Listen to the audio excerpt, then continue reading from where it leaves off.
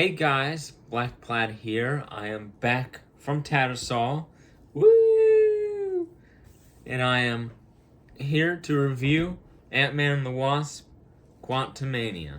Now, my non-spoiler review for Ant-Man and the Wasp, Quantumania, is that it was a perfectly fine Marvel movie. It wasn't great, but it wasn't bad. It was just like right in the middle. It was a fun time.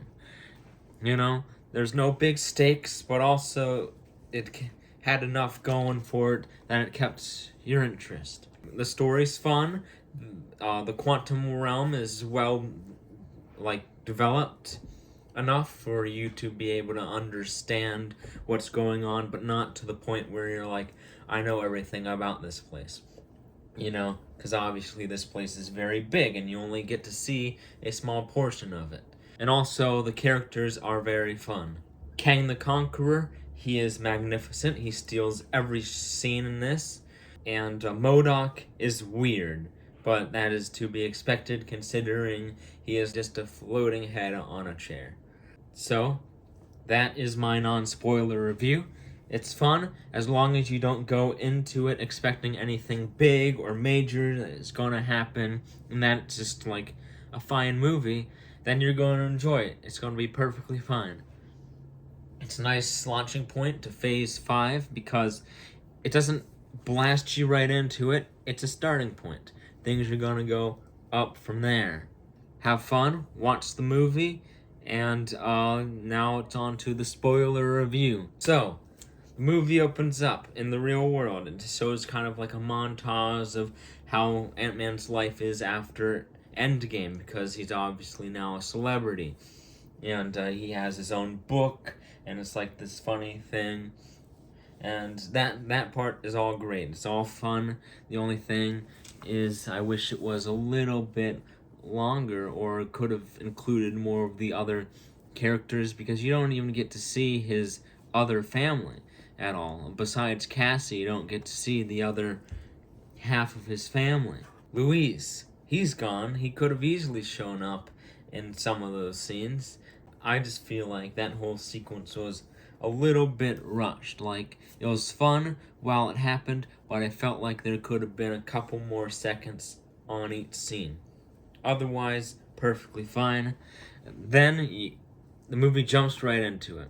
It pauses for no anything, They go right into the quantum realm. It's a mishap. She creates a communications, some sort of they describe it in the movie as being a Hubble telescope into the quantum realm, but what it really is kind of like a sonar radar where it kind of beams signals down into the quantum realm, and then when what comes back up, they can then use to create a map of the quantum realm, and that's the idea. And so using that signal, MODOK is able to suck them into the quantum realm, and everything in that room gets sucked along with it, including the ants, which is a big part to this movie. And they make it down to the quantum realm. They're separated. Hope and her family, like Hank Pym and Janet Van Dyne, they are together. And Cassie and Scott Lang are together. And so they have to find each other and get out of here. Ant-Man and Cassie find a group of freedom fighters, which they're trying to fight Kang because he's a bad dude. And so, yeah, they meet them, they drink the ooze, which ends up making them be able to understand everybody, because I guess the ooze is in their brain, and it can it's kind of like that thing from Hitchhiker's Guide to the Galaxy, where they have the thing that wiggles into your ear, and then it transforms all the sounds that are in your ears into something that you would understand. It's kind of like that, except it's the ooze. And so they're able to understand everybody. They learn about this group of people, and then eventually, since they are there, MODOK is now able to find them, so them being there is actually putting the group in danger, and so MODOK ends up going after them and starts attacking them. Turns out, MODOK is the villain from the first movie. I think his name is Darren Cross. He's MODOK.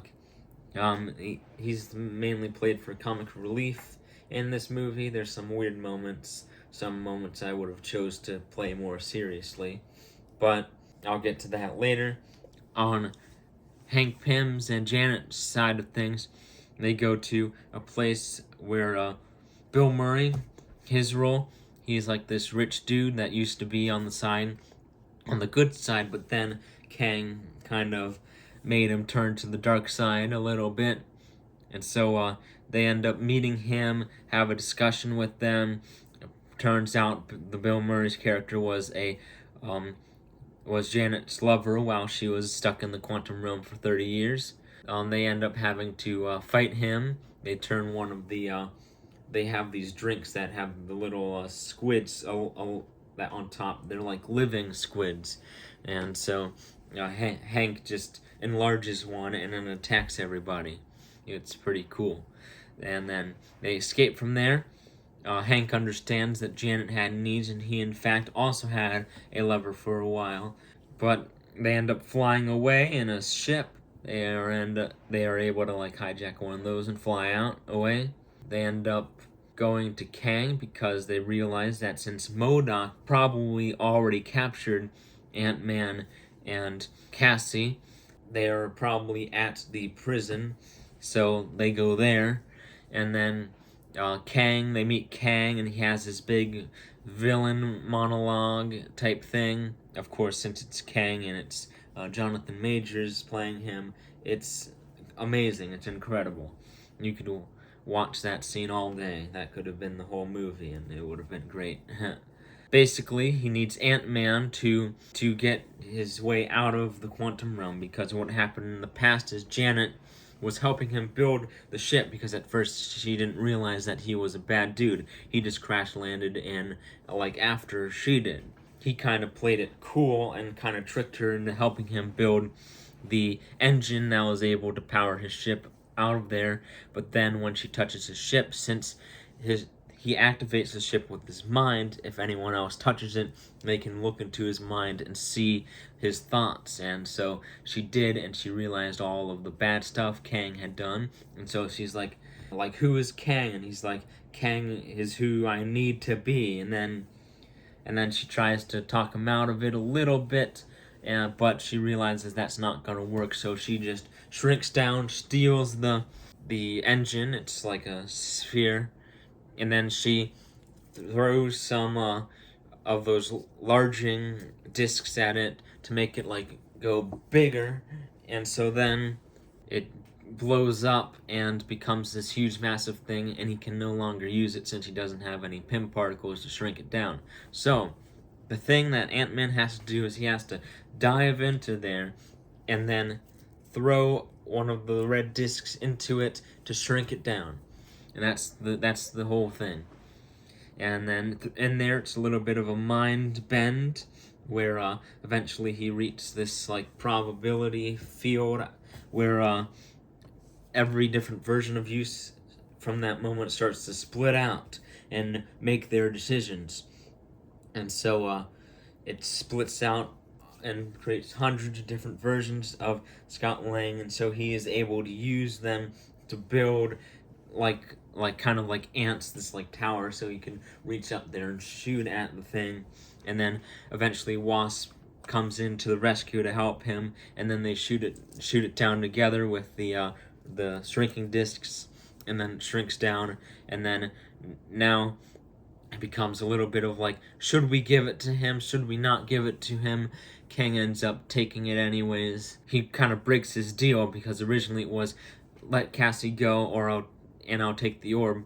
But when Ant-Man gives Kang the orb to get Cassie back, he's like, she'll be safer with me, and then just leaves. And so then they are there, and they have to form a plan. Turns out the ants come back. They split off into a different, like, time zone thing, where they ended up living thousands of years due to time not being the same in the quantum realm.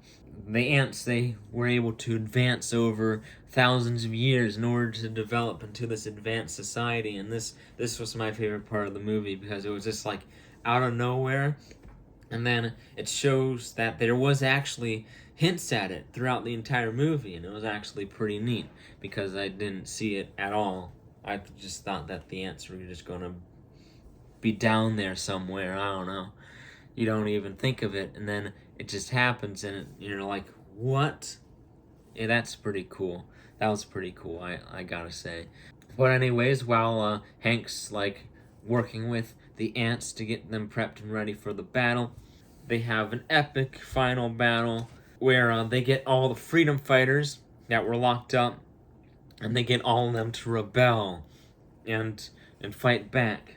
Eventually, Cassie is able to free herself from the prison, and then is able to get the leader of the freedom fighters. They worked out their differences since when they went to the freedom fighters, it ended up putting them all into prison. They work out their differences from that, and then they go out and they do a big motivational speech interrupting Kang and getting all of the people there to rebel against. And so then Kang goes on this big rampage and fighting everyone, and then it gets down to the wire, and then Ant-Man, he grows to the largest size he has ever grown in any movie. He goes and he just runs over and he saves the day, and it's awesome.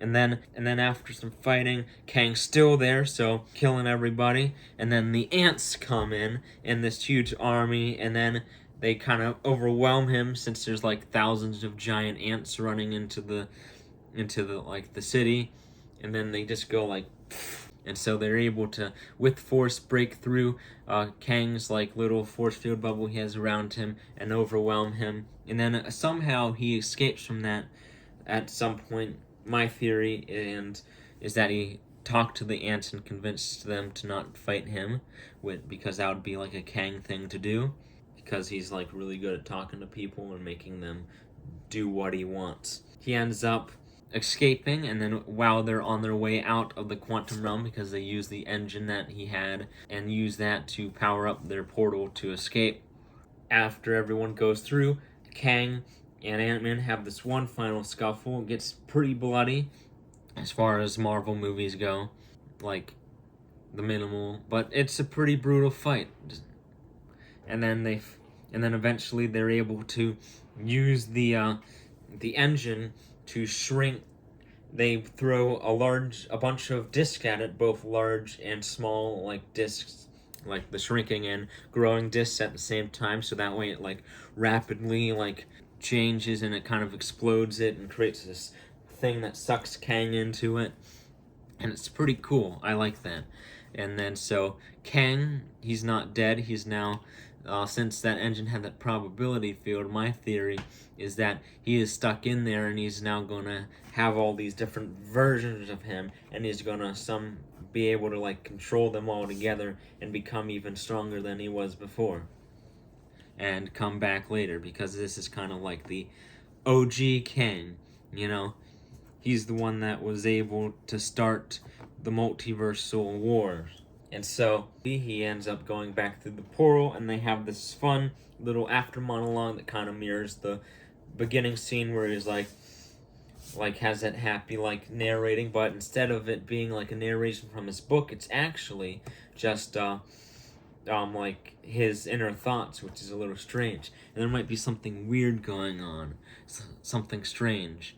Because after a while, he starts being like, oh man, did I just kill everyone? Kang said if I were to succeed, I would be killing the universe. Is everyone gonna die? Oh no. And then he snaps out of it. He goes to Cassie's birthday party. It's really just like a happy dinner afterwards, and he brings a birthday cake to make up for the 5 years of birthdays that he missed. And yeah, post-credit scenes, they make before I get to that, MODOK eventually dies during the fight. He eventually gets turned into being a hero. They convince him, since he's actually just a human, you know, they're able to reason with him and get him to be on their side, and he dies heroically. Now, the scene in which he dies, I think, was very mishandled. It should have been a serious scene rather than like a weird, jokey scene, because they kind of went in the middle there. You know, it wasn't quite serious, but it also wasn't quite jokey. It was like that weird middle ground where you're not really sure what they're going for, and it ends up just making it weird. I think that it should have been serious, since, you know, this is an actual dude that might actually have some regrets for his actions, since the pin particles, or whatever version he made, was actually, like, messing with his mind, you know? So he was going crazy. Maybe he finally snapped out of that craziness and realized that he lost himself, and then he could have had this moment of realization, and, you know, he got horribly disfigured, and he really originally started out as a pretty normal dude. He wasn't really evil. It was just that he had his ambitions, and then it started getting to his head because of the pin particles. Anyways, the post-credit scene, the first one is, since that Kang got killed, all the other Kangs are excited, and they all are ready to do their big fight. And so they have the three main Kangs. There's the Immortus Kang, there is Egyptian Kang, he is another character from the comics that gets revealed to be a Kang. I think it's called Ramatut, something like that. And then there's like one, I forget the name of it, but it's supposed to be all like red looking, but in this movie they decided to make him more silverish. And then it zooms out and there's a huge field of Kangs, both in the stadium, like on the stadium, and in the like bleachers around it. The next end credit scene is a little tease for the second Loki season. You get to see like a Kang in like the early 1900s, like 1901 or 02 type thing, like not even before 20s. And he shows he's having this scientific presentation to like a crowd of people, and it's like, and he's in like the classic like style of that era, and then it zooms into Loki, and then Owen Wilson's character, Mobius, and Mobius is like, I thought this guy would be like a bigger deal, and Loki's like, oh, he is. And then that's how the movie ends. The end credit scene, those were probably some of my favorite end credit scenes, just because it was so exciting, you know? I don't think there's been another end credit scene that was quite that exciting, I gotta say. Besides maybe the Ant-Man and the Wasp end credit scene, where it's like they're going into the quantum realm to find to find like the healing particles for Ghost, and then they all get dusted, and Ant-Man is stuck in the quantum realm. That one was probably the closest one to it, because that was crazy.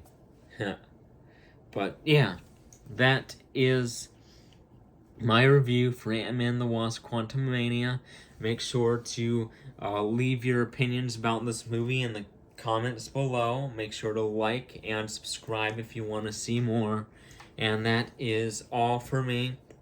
Goodbye. And this was the Plaid Lad. The Black Plaid Lad. See ya. That was this new ending I was trying out. I don't know if it will stay.